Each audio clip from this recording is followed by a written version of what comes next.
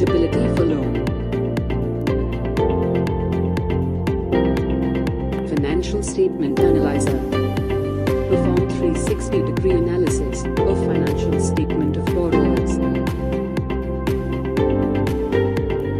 IDR Analyzer. Gives you the visibility of your borrower's financial know-how. GSTR Analyzer. Analyzes the raw data available on GST server and gives insights on the various sale and purchase transactions to the lender. Digital lending software. Platform originate loans and is powered by SCOME APIs for determining loan eligibility using analysis across financial statements. Credit monitoring. Highly flexible and scalable software, enabling the lender to analyze large volumes of data as per requirements.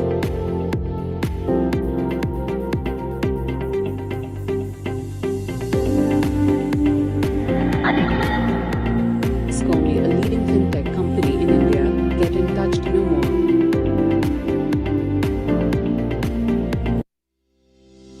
SCOME Solutions and Resurgent India presents a virtual session on harnessing the power of artificial intelligence in digital lending. Mr. K.K. Gupta, Director, Resurgent India Limited. Mr. K.K. Gupta is currently associated with Resurgent India Limited as Director, handling all kind of financial worries of the clients. Core competence in the field of corporate finance and management consultancy, and believes in providing complete and hassle-free solutions to the clients at Resurgent India. It is a knowledge-oriented, full-service investment bank and financial consultancy firm that provides service in area of debt, equity and transaction advisory. Mr. Srivatsa Varadarajan, COO, Spice Money. Srivatsa Varadarajan is leading global fintech and digitech evangelist who has laser-sharp entrepreneurial, innovation, strategic and execution skills. He is also accountable for driving P&L targets. He has successfully demonstrated capability in delivering strategic solutions. Ms. Aishwarya Jaishankar, co-founder and COO, Hyperface Technologies. Aishwarya Jaishankar is a digital banker turned entrepreneur. In a career spanning 2 decades, she has built multiple innovations at banks including India's first digital savings account. She is currently building Hyperface.co, a modern technology stack for banks and brands looking to launch innovative credit card programs. Mr. Nitin Jain, co-founder and CBO of Business. Nitin Jain is an accomplished entrepreneur and business leader who has made significant contributions to the startup ecosystem in India. After graduating from IIT Delhi with a silver medal in computer science, Nitin turned down lucrative job offers from top consulting firms and banks to pursue his interest in finance at RBS London. Over the course of his 7-year tenure at RBS, Nitin rose through the ranks to become VP from an analyst in less than 2 years. During this time, he also completed his CFA charter. Mr. Mani Parthasarathy, co-founder, Cloud Banking. Mani Parthasarathy, the co-founder and CEO of Cloud Banking, is widely recognized as an esteemed fintech expert. Boasting over a decade of experience in the field, Mani remains at the forefront of the latest developments in the fintech industry. His insightful contributions on fintech-related topics can be found on his LinkedIn profile under the hashtag #MoneySpeaksMoney, which serves as a valuable resource for fintech enthusiasts. Mr. Tirunavukarasu R., COO, Kinara Capital. Tirunavukarasu R. Thiru R. is the Chief Operating Officer, COO, of Fintech Kinara Capital for the fast-growing company. Thiru has been instrumental in Kinara's growth since the company's inception in 2011.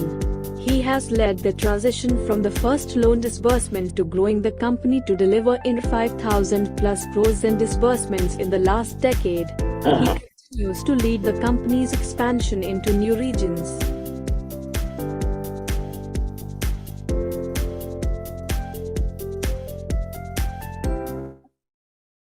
Good evening, friends. I am KK Gupta, your host.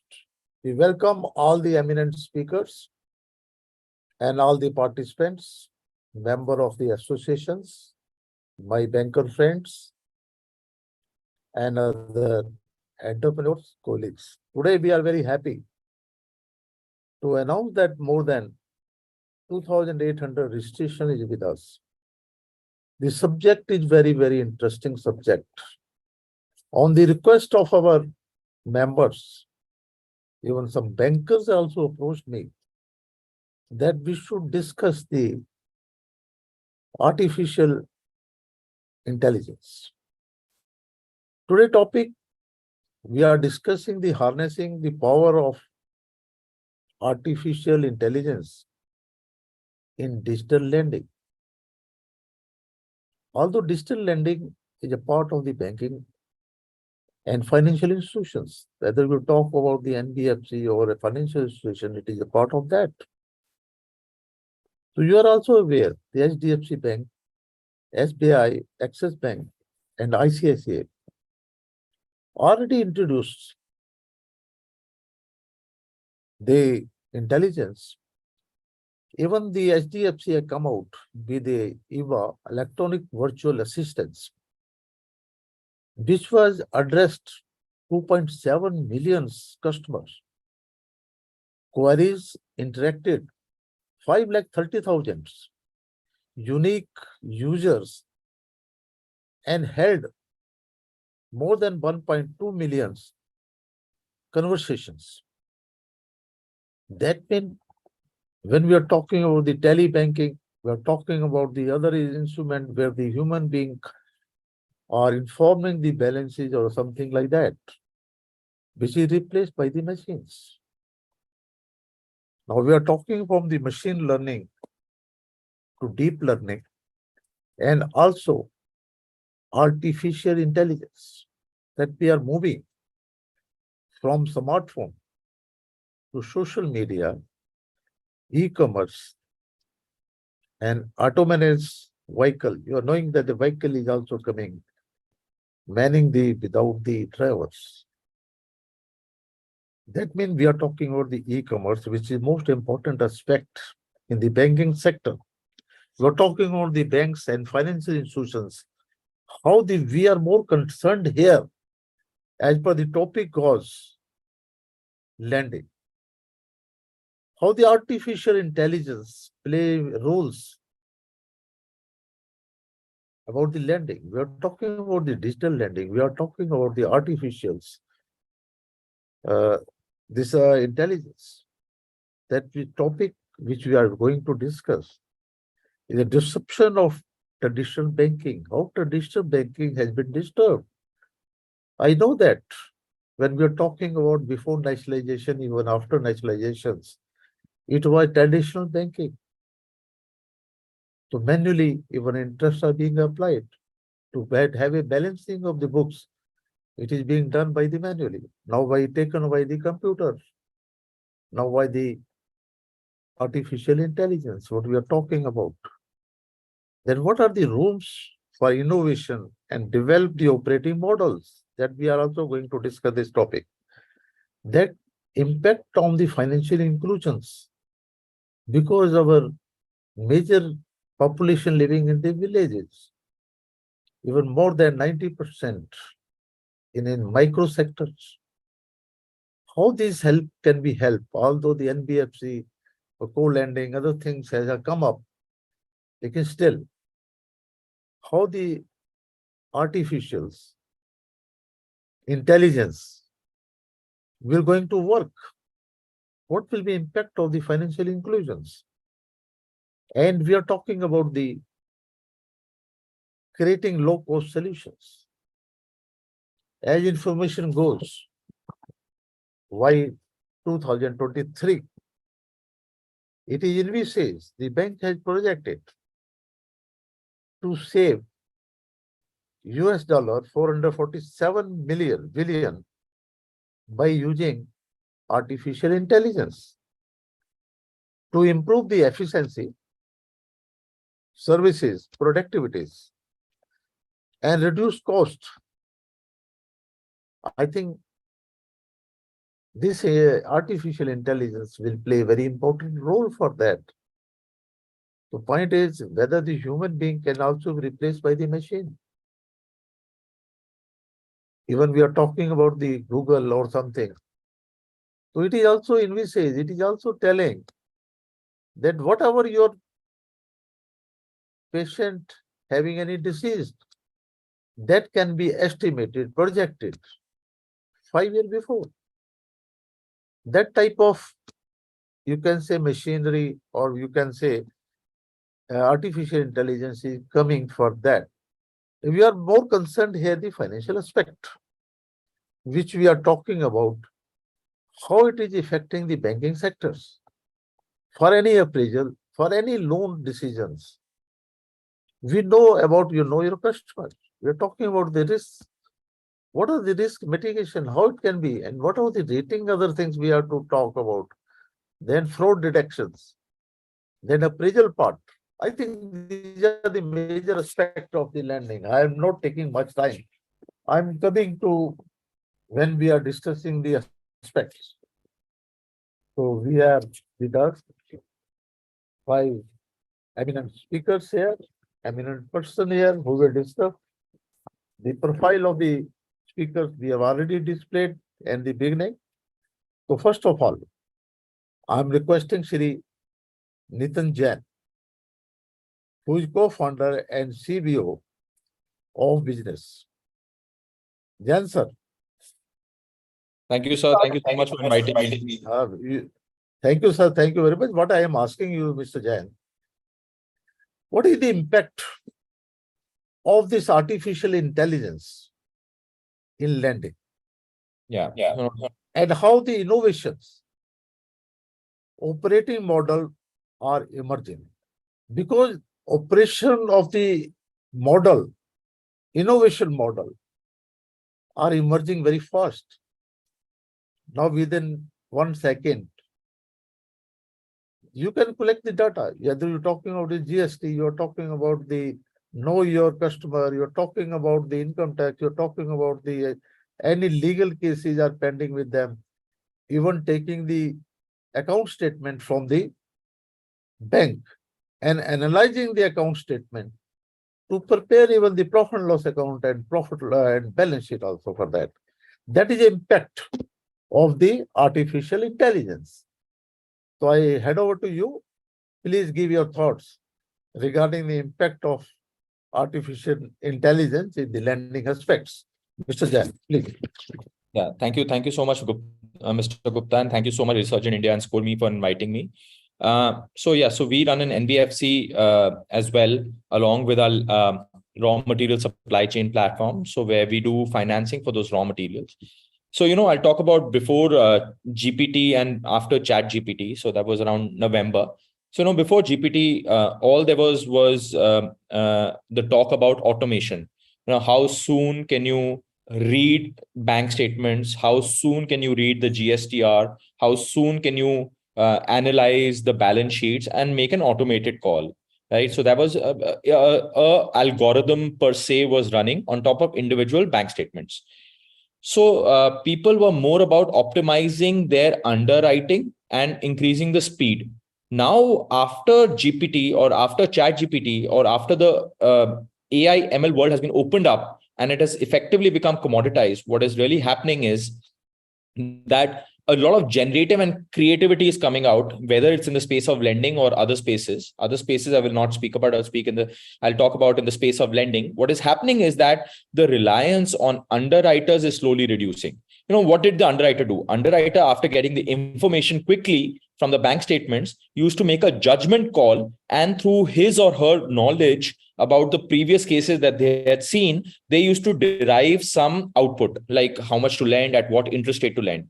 But now what has happened with artificial intelligence and all these large language models coming into play, you can feed them enormous amount of data and your custom data. That's what we have done internally as well. We feed them custom data and they come out with such brilliant answers that bases your track record in the past, this is what we expect you to do. This is how much you should lend. This is at the interest rate you should lend at, and so on and so forth. So, there is a huge amount of work yet to be done, but a massive upsurge has been seen in how GPT and how other large language models are basically going to be used in lending per se. So I believe there's a huge amount of scope, and going deeper into this, the reliance on underwriters earlier was to analyze the bank statements. After getting the bank statements automatically into a readable format, into an Excel format with parameters, etc. Now what is going to happen is even that work is going to be done by artificial intelligence. So there is pre-GPT era and after GPT era. After GPT era, things are advancing so significantly that so if you put in a company, let's say 200 crore turnover company, and you ask them to give an analysis on the company, not only will you get the analysis of that company, you'll get analysis of all comparable companies, you'll get analysis of that particular sector, you'll get analysis of the related sector, and all in the matter of seconds, not even the matter of minutes, not even in the matter of hours. And an underwriter would have studied maybe 1,000 cases in his lifetime or her lifetime. Now, GPT would have access to more than 1 million cases, right? That's the difference that we are talking about. You're talking about 1,000 versus 1 million. Now, which will be better? Obviously, a person with 1 million data points rather than 100 data points. So that's what I believe is going to be the future. It's not very far away, where the underwriters are going to be made obsolete, and they will have to upskill themselves to reach that particular level. Very important aspect, Mr. Jain, you are touching about your chat GPT. So what data now about the artificial intelligence coming, what you are talking, instead of analyzing the balance sheet or the other financial data of the company which you are sorting at present, you are analyzing data of the similar industry, even the other scenarios for that. That means all data, it can be analyzed for that. So this is the one issue. What will the innovation will be there? Because we are talking about the digital banking. Digital, and how it is different between digital banking and artificial intelligence. Have there any differences there? So a lot of differences there. So digital banking essentially means a set of rules laid down. So if a customer asks a particular question, there are certain rules laid down. It's like an if then else. If the customer asks X, please reply Y. If the customer asks Z, please reply ABC. So, digital banking is more about automations. Digital banking is more about setting a process. Digital banking is more about, faceless communication, that whatever was done by human beings, now they can be put into rules. But they were not generative in nature. What generative basically means is that you have a lot of data and you come out with a creative answer suiting to the needs of the particular customer. So digital banking, whether it was me or whether it was my colleague or whether it was someone else, anyone else, it would give a similar answer. It would give almost the same answer, right? So if I can probably, digital banking means that what is the balance in my bank account, or how much have I spent in the last month or last 2 months? Now that answer, it's going to be very similar for me or my colleague, right? It's going to be whatever I have spent or whatever they have spent. Now, what if you can do generative AI? Analyze my spending patterns and predict for the future how much cash flow I would need and how much cash flow my colleagues, or if you have any other data, analyze from those, that if I'm going in the right direction or not. Now, this is the difference between digital banking and artificial intelligence. Digital banking is just a set of rules. That's it. It's nothing more, nothing less. Just a set of rules. Predefined rules, non-probabilistic rules. But artificial intelligence that we're talking about is probabilistic in nature. It'll give you an answer, and it may give you a different answer every single time, but it gives you an answer with a certain amount of probability, because it keeps getting fed a lot of data and increasing amount of data. Now, digital banking is operating only on a certain set of data, and it's not generative in nature. It's not intelligent in the sense that it can think on its own. It's been presented with a certain set of rules. That's what digital banking adheres to. That's the difference. So, Mr. Jain, what do you feel that after coming the artificial intelligence in the banking sector, the State Bank as HDFC or something, they have already adopted it. So that means the decision will be very fast and it will be taken by the machine, not by the human being. for So giving the decision making, I believe, is already quite quick, but the decision making will become better with the use of artificial intelligence. See, automations can make the decision making fast. That was always existing, right? With increased use of automation and machines and computers, you don't need artificial intelligence for that. You don't. You just need automations for that. You need a set of rules for that. But the decision making is going to become better. I am emphasize on the word better. Faster, yes, it was work in progress. It was already becoming very, very quick, but it's going to become a lot better with artificial intelligence. That's the difference. Okay. This why you're talking about the GPT. After coming, because in the five days, even 10 million or something like that, people are enrolled, and it is going very fast for that. Yeah. But you feel that it is not a threat to other fintech companies? No, actually, it's a threat to anyone who does not innovate. Anyone who keeps innovating, That's it's not my a threat to point. them. That's my See, point. my thinking and my philosophy is very simple. If you are at a skill level of X, then GPT will enhance it to maybe 2X. If you're at a skill level of 3X, GPT will help you enhance to maybe 9X. So it's exponential in nature. So you have to keep upskilling yourself to harness the power of artificial intelligence and transformers and the large language models. Because a person with a lower skill set will ultimately become redundant, in my opinion. And same with the companies. The companies that are not innovating will become redundant very quickly with the way technology is moving. And the companies which are innovating heavily, they will be at the top of the leaderboard. No doubt about that. That meant where you see the future of this artificial intelligence? No, I see. I mean, the future is, I believe, is extremely bright. I'm a huge advocate of artificial intelligence because it definitely allows you to do work much faster, better, and smarter. I think that's the same for any field, not only banking. It's the same for commodities field. It's the same for financial stock market field, and so on and so forth. So, things will keep improving. It's improving, and the reliance on humans is going to become less and less. So the error propensity is going to become less unless the model is biased in a certain manner. So I have a huge soft spot towards AI, but I believe that humans will need to upskill themselves. Companies will need to upskill and innovate at a much faster pace to be relevant in this particular world. Very intelligent answer. Maja aa gaya. We are really happy because from the starting, I just want to emphasize on the artificial intelligence, how it is really beneficial for the future. Future is very bright, you can say, when you can identify even the diseases 5 years before. And what type of disease will be there after 5 years? I think this is changing the human culture also, or human beings also. Yeah. So I will come back to Mr. Jain. I'm coming to Madam Jai Shankar, who is a co-founder and CEO of the Hyperface Technology. Welcome, madam. Madam, what do you feel this after coming the artificial intelligence? How the risk assessment will be there? How the cost will be reduced, which I mentioned you about 477 billion pound. We are talking about the cost of the banking sector. We're going to reduce it. Have any view on that? What is the risk management for this?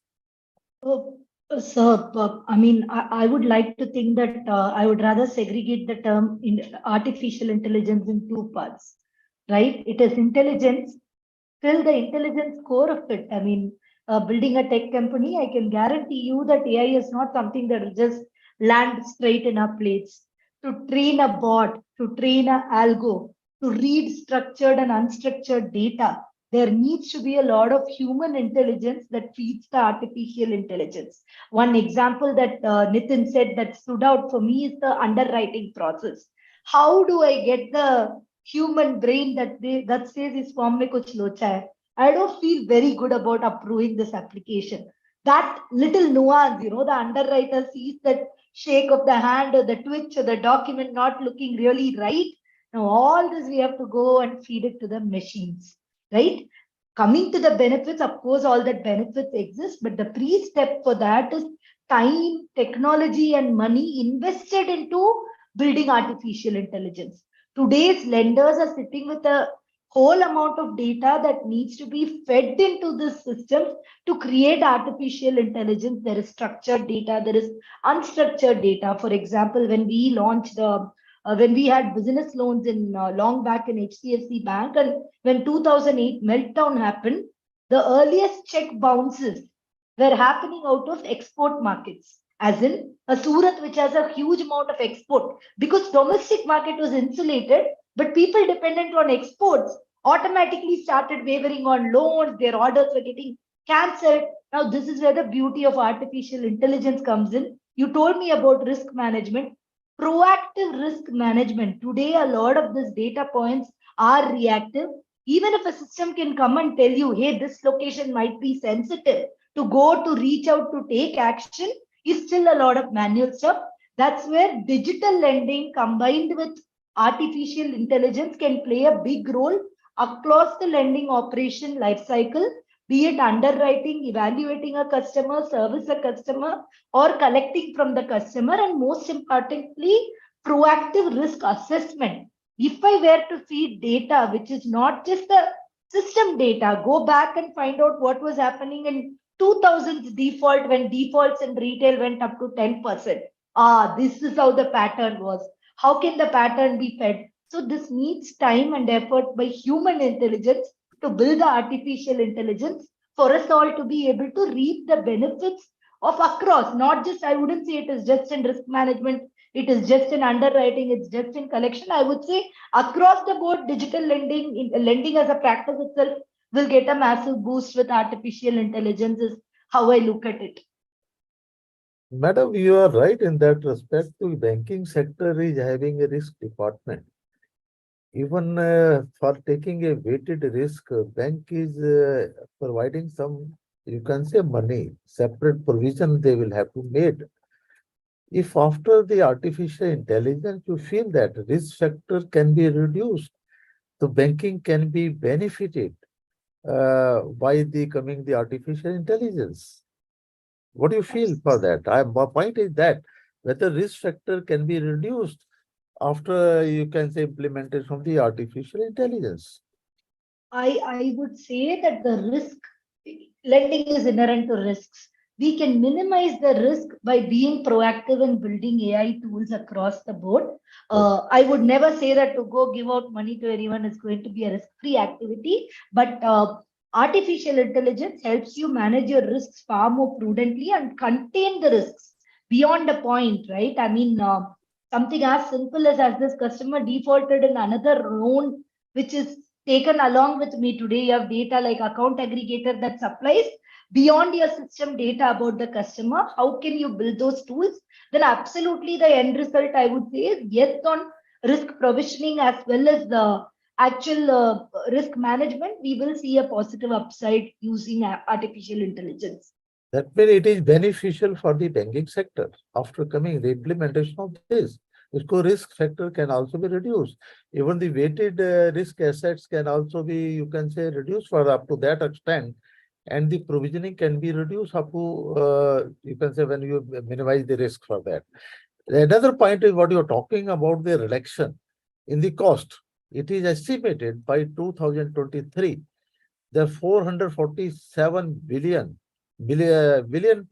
rupees can be saved by the banking sector. How you feel that? If it should be a reduction or it should increase in the capital expenditure? So what do you feel for that? Have any view on that?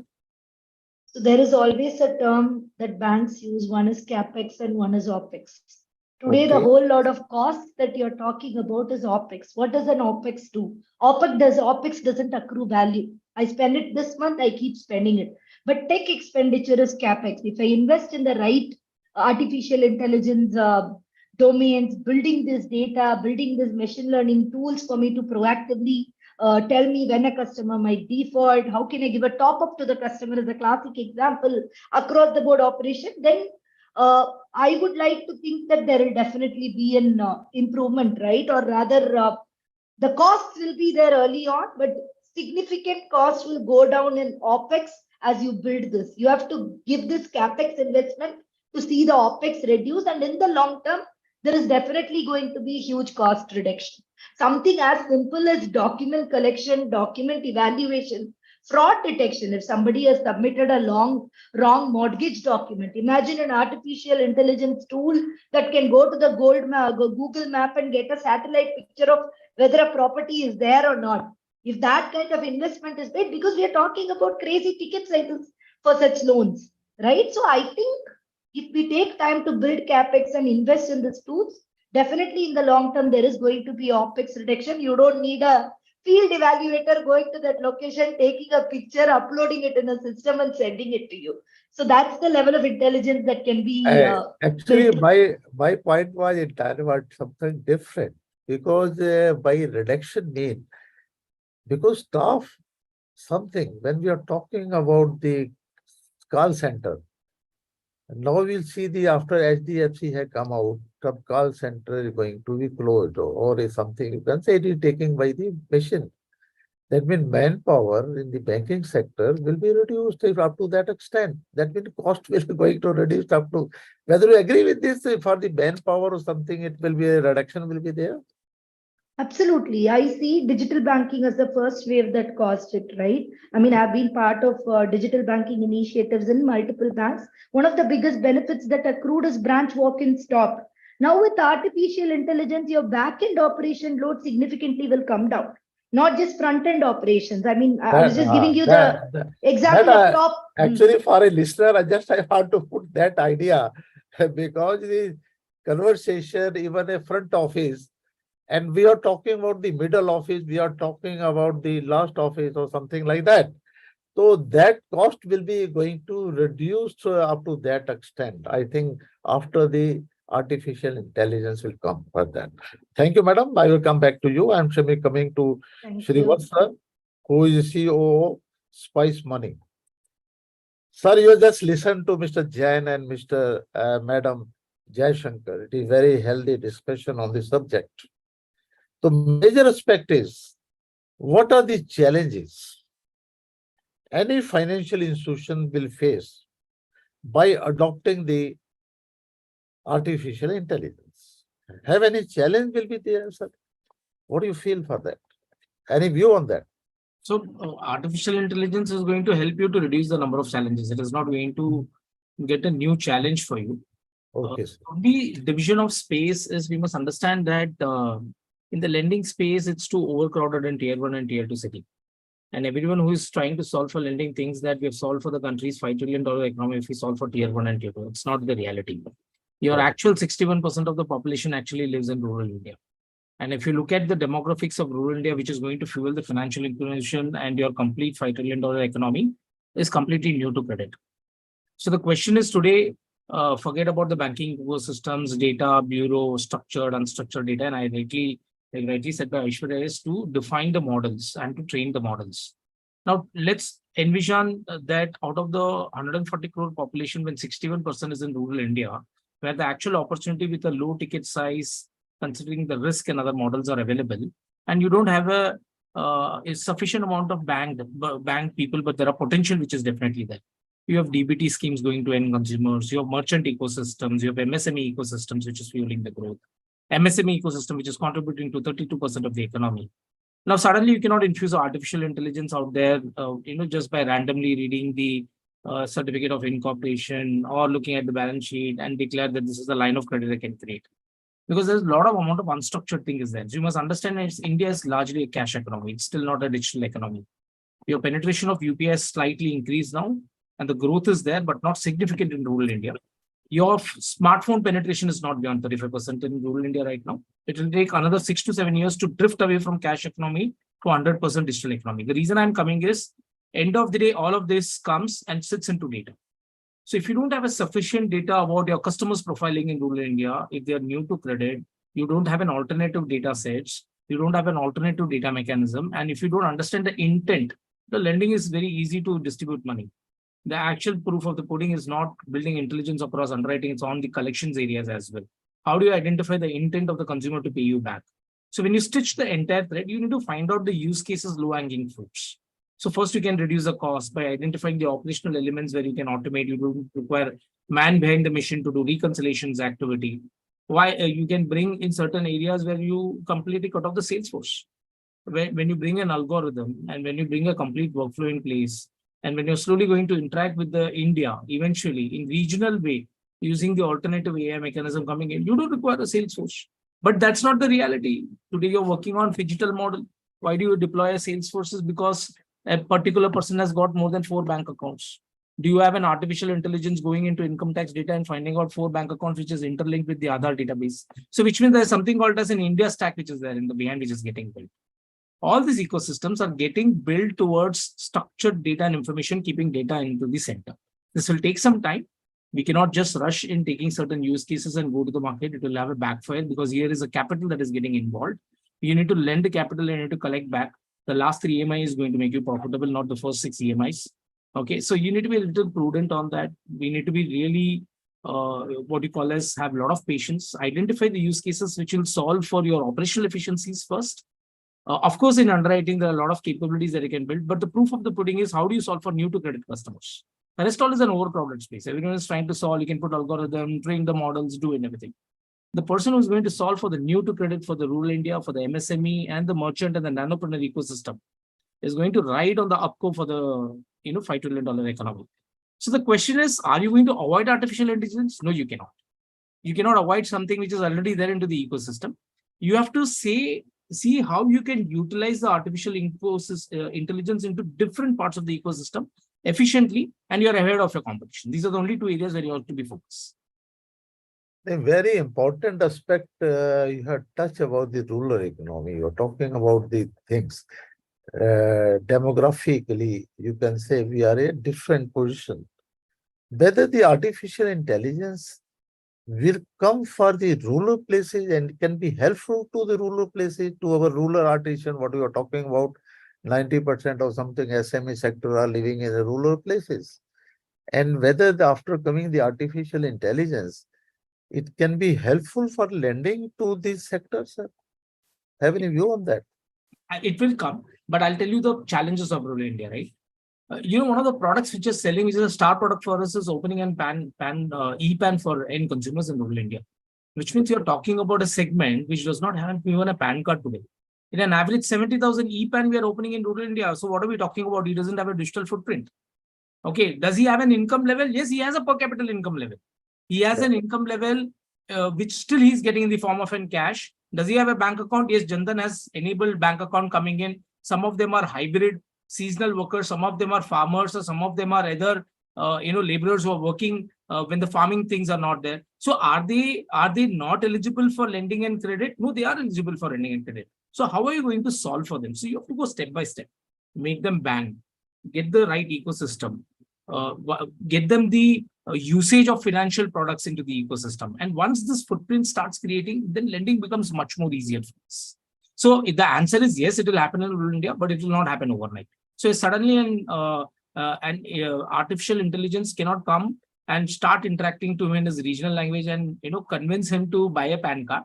It will not convince him to suddenly change his profession. It will not convince him to take a 99 rupee subscription to learn an English language or go for a crash MBA course of 1 hour MBA. So it's a progressive way to go. Okay, you have to identify the areas where you can effectively utilize it. It will take time. You need tax reforms in the country, because when you bring tax reforms in the country, the cash economy will become digital economy. When it will become digital economy, the digital footprints and data will come, and then it's very easy for us to ride over the time. The only tax planning can we have this position, what you're talking about? It's slightly difficult because we are so geographically divided. Also, if you look at very difficult for that. Very difficult. What do you feel that India should adopt this artificial intelligence? Because as a country, I feel they are also telling no, we will not go for the artificial. Some countries are like that. Whether India should also fall in that line, or we should going to adopt the artificial intelligence? So let me give you a guarantee: the government is far more ahead of corporates. Okay. Right. Let me give you this guarantee. I've seen how India stack is getting built. Right, their thought process is far more superior than the corporates, and the corporates are doing a catch up. They are just connecting all these segments which cuts across the consumption pattern of the consumers. And they are focused in collecting data. Corporates are busy in doing profitability, doing their top lines and being profitable. That's it.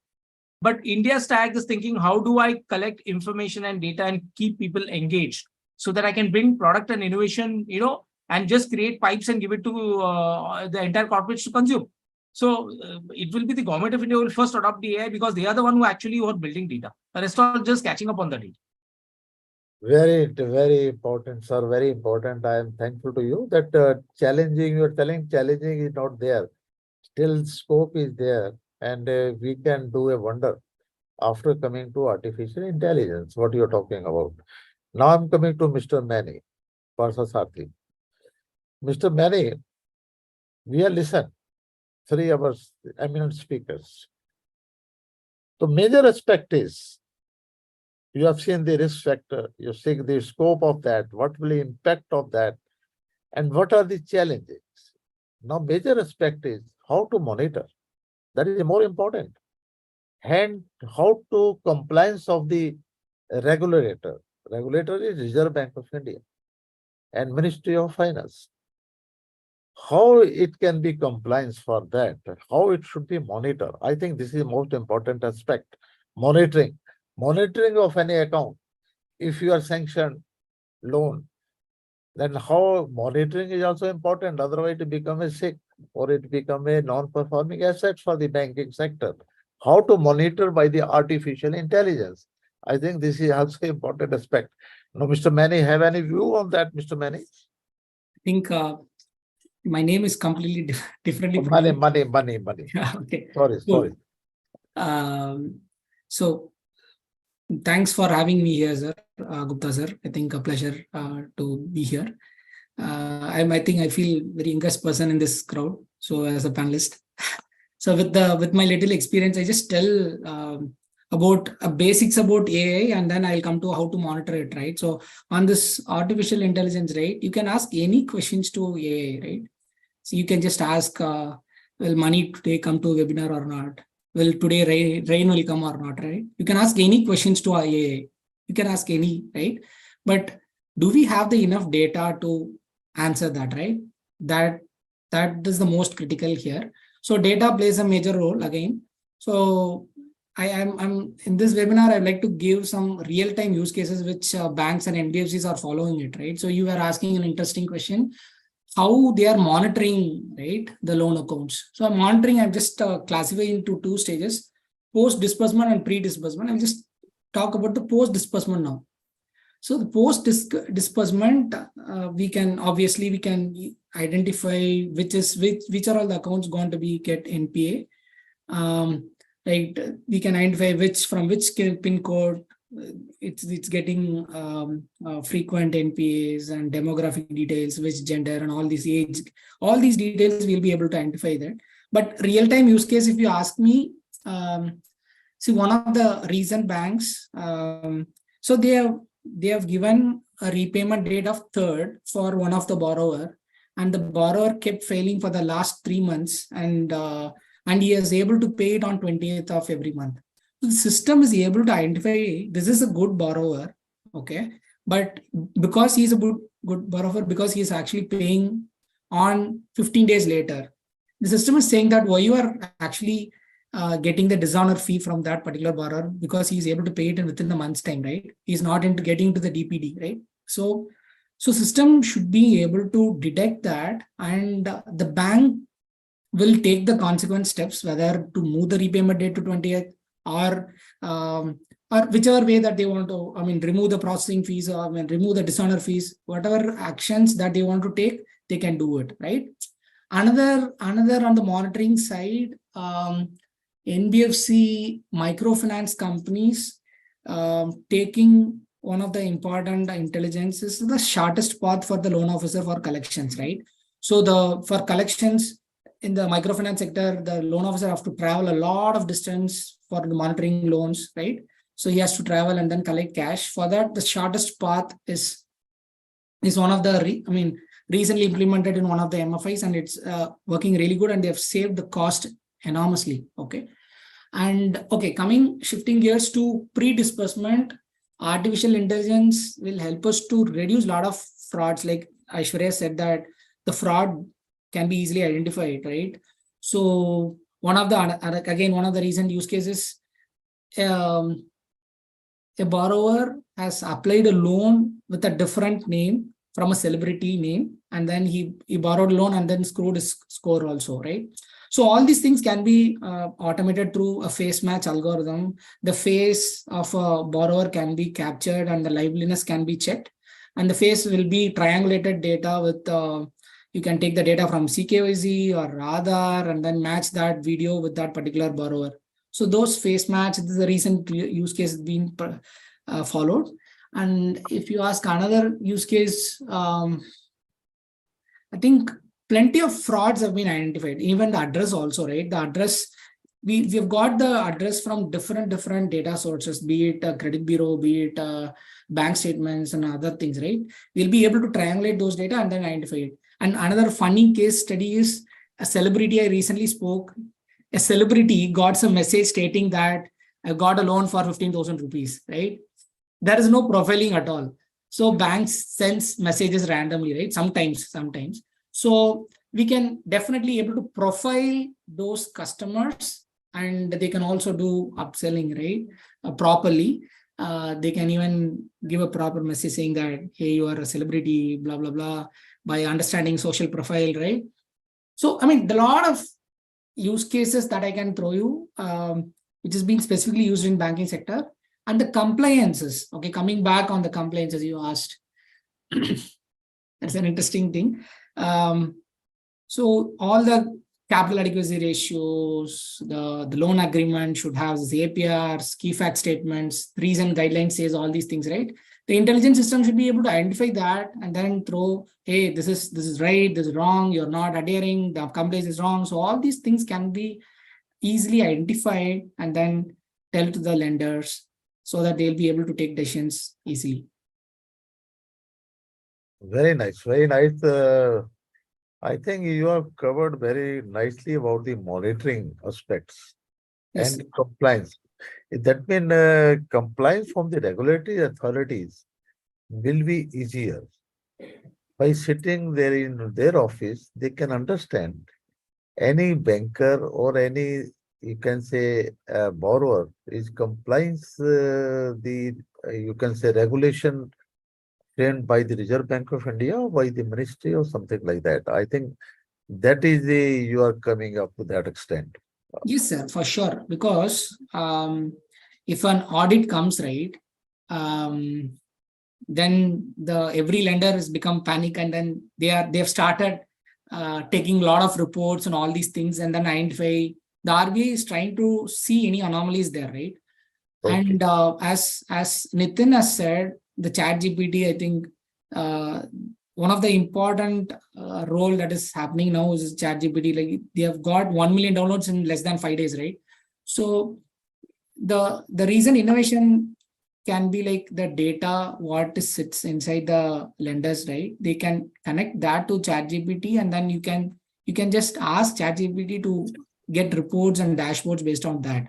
It can generate instantly. And with that, we'll be able to identify what are the anomalies there in these sort of reports, and then we'll be able to sort it out, and then we'll be able to clarify that easily. I think you are also specialized in providing digital lending solution Yes, to sir. financial institutions. You're right, sir. Yeah. So, including the banks and NBFC. Correct. Have any view on that? You can say something, because you are the master in that respect. You are leading the team of that. Have Yes, anything you have to say? Yes, sir. Actually, we provide digital lending solutions, start from onboarding, origination and servicing solutions.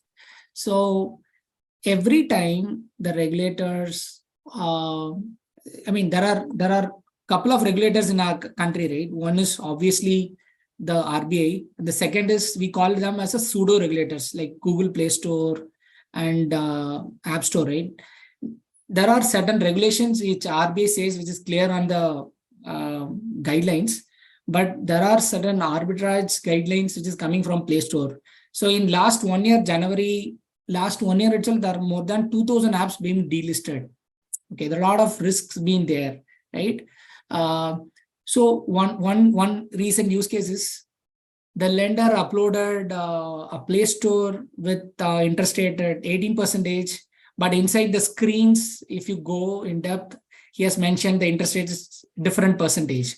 So the Google Play Store, go read all the way and then identify that, hey, this is wrong, this is not as per the guidelines that you've said, we have delisted, right? So as being a digital lending solution provider, we are facing all these challenges, and then system is able to help us in sorting out all these sort of issues. Yeah.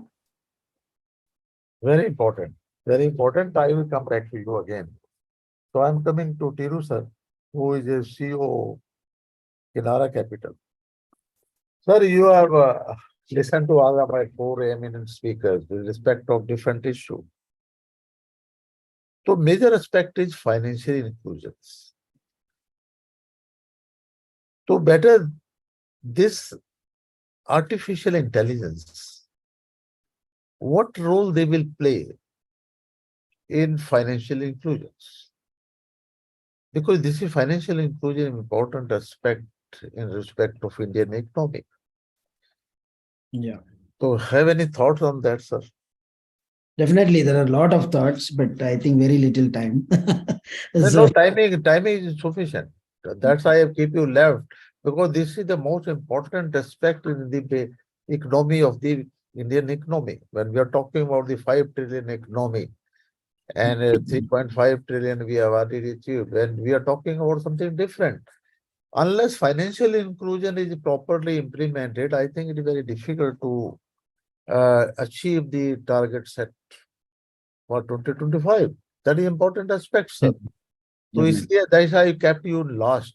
So sufficient time is available with you. No problem.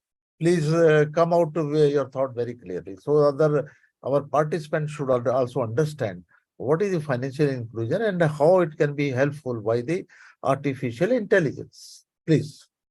Yeah, thank you so much, Mr. Gupta. So, I mean, as everyone has spoken, that artificial intelligence, it has a very, very important role in financial inclusion. The recent study by Bain and Co. with Microsoft is it's actually one of the inferences. Financial sector is one of the leading sectors to have adopted this artificial intelligence. Actually, it is in the kind of a third place of adoption after the OTT and the gaming thing. So that much there is a lot of scope for artificial intelligence or the fintechs or the financial inclusion space to adopt the artificial intelligence. See, one of the major thing when I talk about we at Kinara Capital, we have been doing this financial inclusion, particularly focusing on the lending for the last 11-12 years. We are giving small loans to small enterprises at a very faster turnaround of 2 days. I mean, earlier it used to be 7 to 8 days. Now we are able to do it at an average of less than 2 days. That obviously it's because of all the tech automation or all of the changes what we have done. So what I see in these artificial intelligence, I can see from a two different perspective in a practical way. One is the automation in the process, or the technology or the advancement usages in the process automation is one aspect. And second thing is, how do we use the data how do we use this technology to create a decision engine in terms of loan decisioning? So one is process automation, another one is the creating algorithms and credit models or create a predictive models to assess the risk of the customer and decide on the loan amount and the risk-based pricing, everything. So two things which is actually, and the third thing which is key to now which is in the early stage in so many companies is the predictive or the early warning signals from the collections perspective, or creating a collection priority models. So which customer will pay today, which customer will pay only after 2 weeks, or which customer we should spend lesser time, which customer we should spend more time. So that's the third part about the collection models. So when I talk about the models which we use for customer acquisition and also on the customer monitoring, these are all the on the loan processing. And another aspect where we have seen these artificial intelligence or the machine learning models can help us, and which we are trying to do, is the customer experience. So nowadays there are a lot of things. What we talk about is how do we give personalized customer experience based on their own persona of the customers. So there also how because as everyone was mentioning that different customer segment needs different set of products. So what products I should provide to what kind of customer segment, that also needs a lot of data analysis, lot of work from the as a machine learning, which we are trying to do at Kinara also. So I would say these are all the things which are basically just to talk about the whole whole journey from the customer perspective in terms of acquisition, and then monitoring, and then giving a service or the customer experience, or during the process or after the process, and the collections part. So these 4 different parts, we can use different models to increase the efficiency, and obviously which will help in reducing the Opex, which will help in helping more from a bottom line perspective also.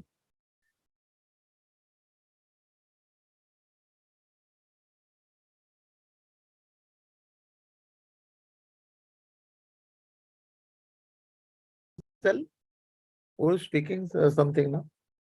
Sorry, I was not able to hear you. Now I can hear you, sir. So that's I've seen your picture. You have 125 branches you have done for the support of the SME sector, and more than 5,000 crore rupees you have dispersed. And you are also mentioning about the natural born leader. You are helping the staff or something like that. Have anything to say how you have developed such SME sector helpful? Because SME is the order of the day, and our rural economy will only grow if the SME sector will grow. And we can also, because now it is also envisaged that 50% of GDP should come from the SME sector. So have any view on that, Mr. Thiru sir? Yeah, I mean, definitely. So actually there are, as everyone knows, that there are almost 6.3 billion enterprises in India contributing to the GDP of the country. The thing is, in that enterprises, not more than 30% are getting the formal credit in terms of any working capital or any asset financing.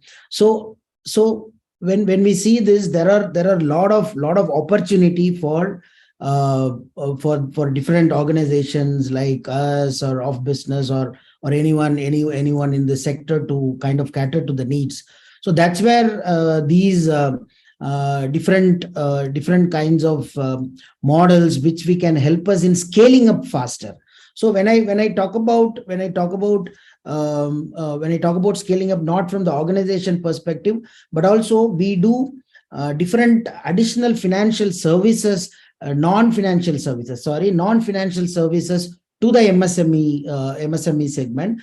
We run a Grow with Kinara series on a regular basis, which is a virtual online capacity building event for all of the MSMEs, not only for Kinara customers, but also for any MSMEs, where we teach them about different tools and techniques to improve the productivity of their own businesses. For example, how can they do marketing, online marketing? How can they do, or how can they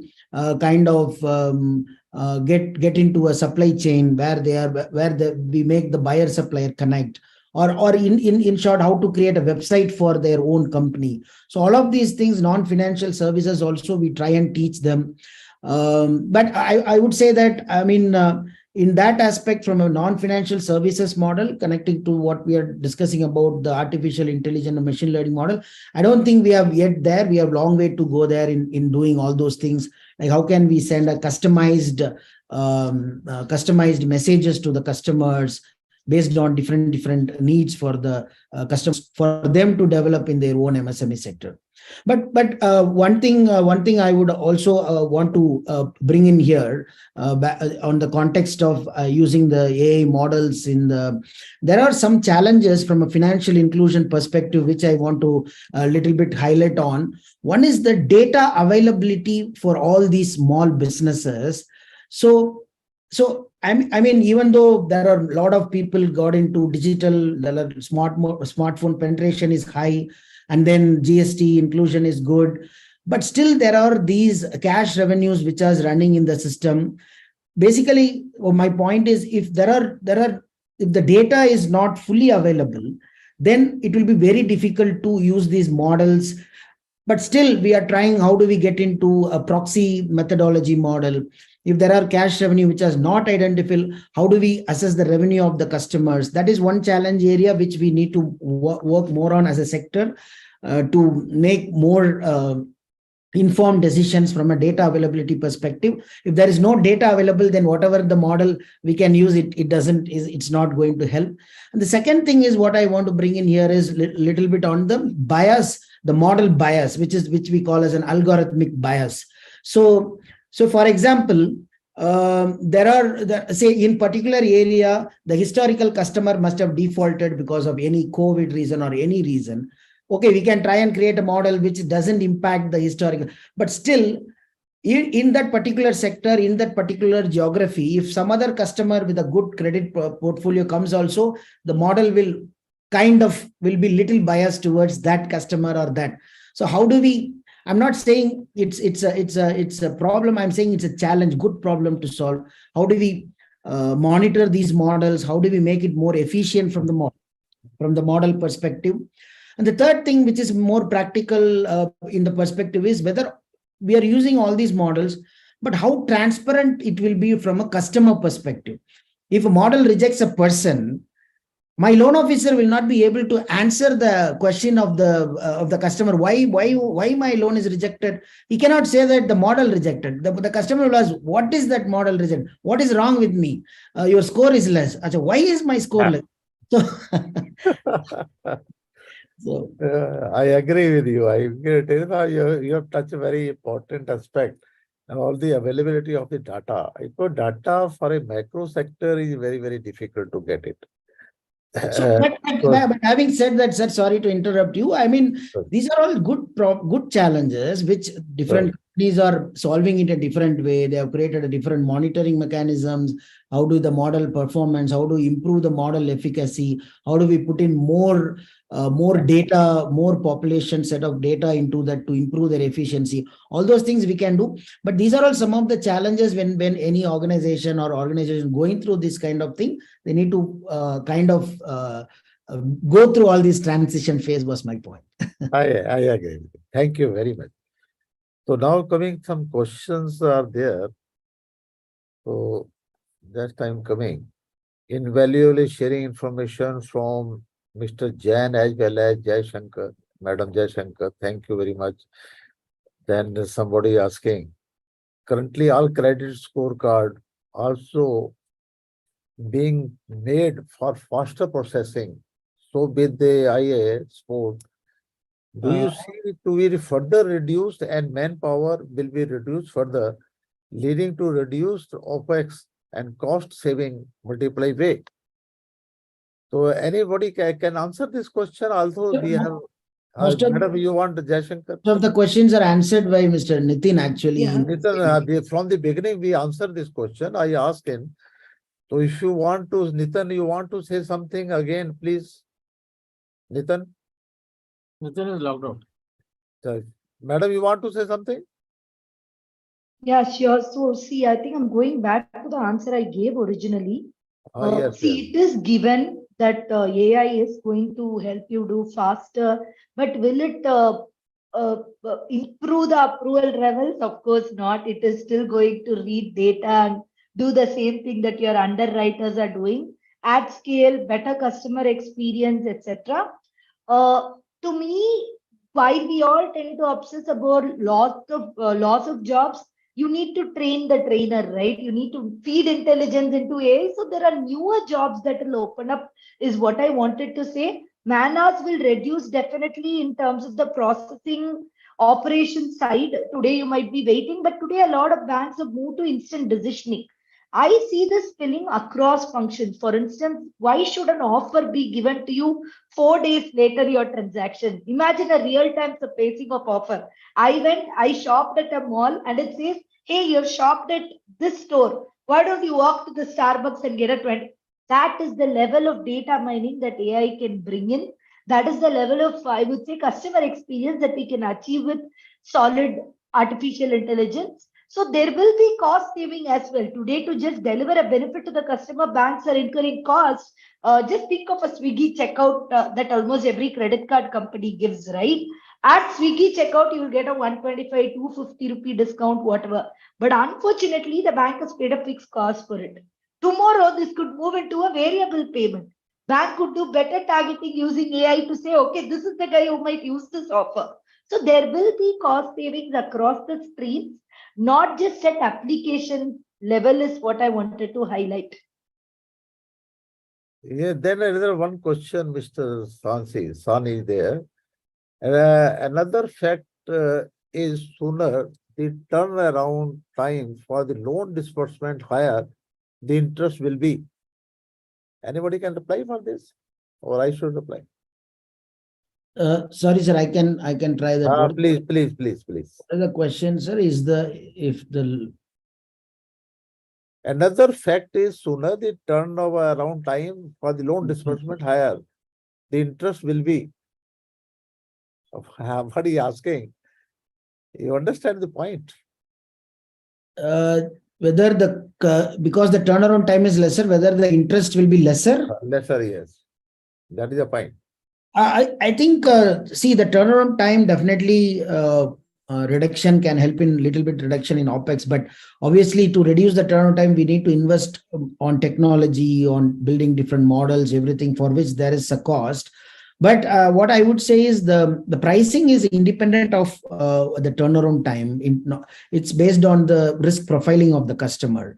So nowadays it's a risk-based pricing, which is actually whether the customer is actually eligible for this kind of pricing based on their overall risk in terms of their credit bureau, in terms of their bank statement analysis, in terms of their sector, subsector which we are in. So all those things matters when we decide on the risk-based pricing, and not only the TAT. You are right. Now timing is not there, only risk factor we have to see. How risk factor is there, and the rating model we also looking into that aspect. Then the banker is deciding the rate of interest for that. Then please. Yes, and that TAT rate, one interesting case study that I can suggest here. See, for one of the banks, if the loan has been disbursed in less than 10 minutes, then there are a lot of customers who are jumping in. And if the decision has been taken in 20 minutes, then 1/4 of the customers have dropped out. And then if the decision has been taken in the 4th day, then 1/10 of the customers have dropped out, right? So these are all the moment the speed has been accelerated. Obviously, the more customer experience we can give to them, but of course that doesn't do anything on the interest rates, because the interest rates calculation is completely different based on their different bureau score parameters and other things, right? So that answers my question. Okay, very nice. Then Deepak the Badhavan has one question. Anybody can reply for this? Which one, sir? Deepak Badhavan is asking the algorithm. Okay, one question. Yes. One question which I can answer, which is a cyber security risk, right? Yes. So one of the 10,000 crore NBFC, which we had a discussion with them. So cyber security, where they have detected an anomaly where from one IP they are getting a lot of loan applications, right? Okay.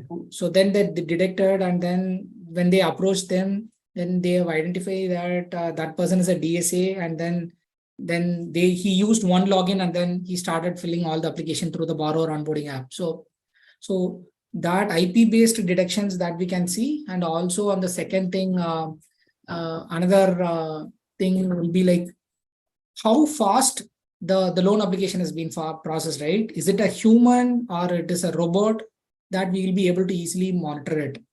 So cyber security risk has definitely been in control, and then we'll be able to sort it out. Okay. Madam Jai Shankar is there. He also left. So at the end, I think I am stretching the time. So I'm thankful to all my eminent speakers who has contributed a lot. I think we are talking about the practical aspects. So this is Research in India webinar. Actually, we are holding this webinar mostly every week. We have completed more than 180 webinars on the series on different subjects. Research in India is a merchant banker and also investment banker. We are also providing to the bankers and to the, you can say, companies, NBFCs and other people to how to monitor the account, how to have a appraisal or something like that. And we are also conducting technical viability study. So we are also in our government advisory services. We are also preparing a DPR and also conducting technical economical viability study for that. If any person requires for any DPR or some technical viability study, so they can approach the Research in India. So in the end, I am also thankful to my person who is managing the show, who is off the screen, like Mr. Rohan and Mr. Joginder and Mr. Chaudhary, another person who is managing the show. We are only on the screen. So I'm thankful to all my colleagues, all my team members who is arranged such a good webinar. I think today webinar was very fruitful discussion we are having and having the views of all the eminent speakers. For that, I'm again thankful to them. Lastly, I'm thankful to all the participants.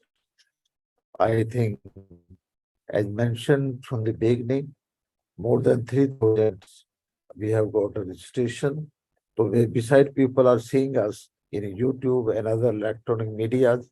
I am thankful for patronizing the Research in India and our teams for that. In the end, I'm again thankful to all the eminent speakers and all my participants also. Thank you very much. I close this session with gratitude from Research in India and myself. Thank you very much. Thank you. Thank you so much. Thank you, sir. Thank you so much. Thanks. Thank you, madam. Thank you very much. Okay.